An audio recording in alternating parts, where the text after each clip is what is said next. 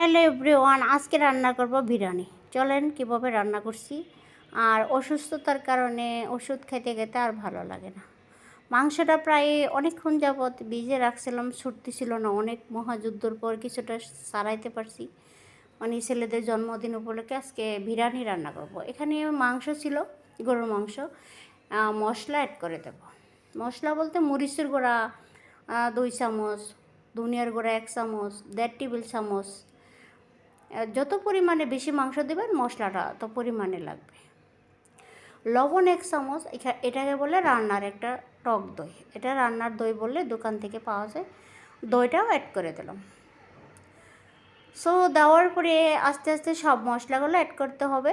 ধৈর্য সহকারে আপনারা ভিডিওটা শুরু থেকে শেষ পর্যন্ত দেখেন আজকে কী রান্না চলছে। এখানে আদা বাটা ছিল আর এখানে ছিল বিরিয়ানি মশলা, ওইটাও অ্যাড করে দেব।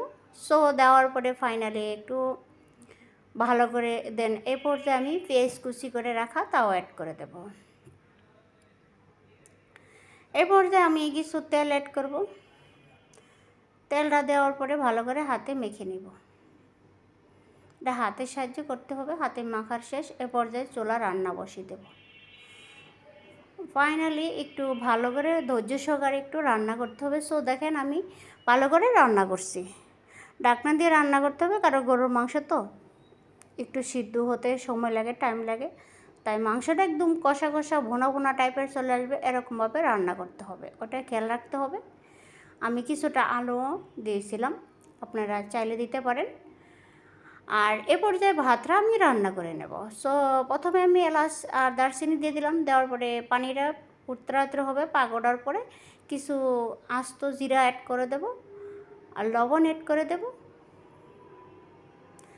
পরিমাণ মতো অল্প অল্প তেলটা অবশ্যই দিতে হবে, দিলে ভাতগুলো ঝরঝরা আসে। তেলটা দেওয়ার পরে এখানে কিছু তেজপাতা অ্যাড করে দিচ্ছিলাম। তেজপাতা দেওয়ার পরে ফাইনালি আমি দেখেন এখানে চাউলগুলো অ্যাড করে দিলাম।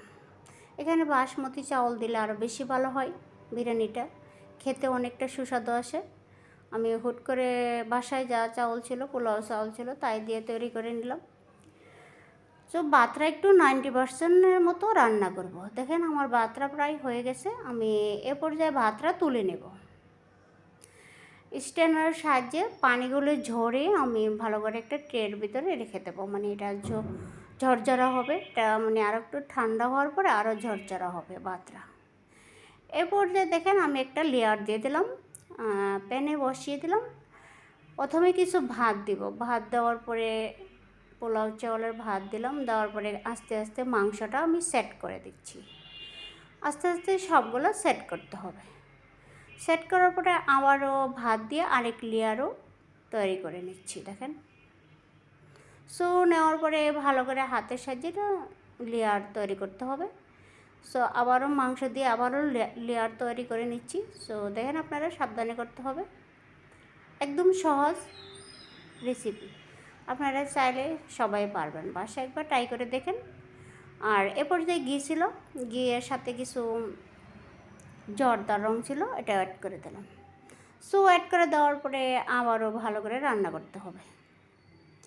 ঢাকনা দিয়ে রান্না করতে হবে। এই পর্যায়ে আমার রান্নাটা এরকম হয়েছিল। আপনারা কে কোথায় দেখছেন আপনারা একটা কমেন্টে জানান। আর ভিডিওটা কেমন হলো, সাথে ছিল ডিম কাবাব।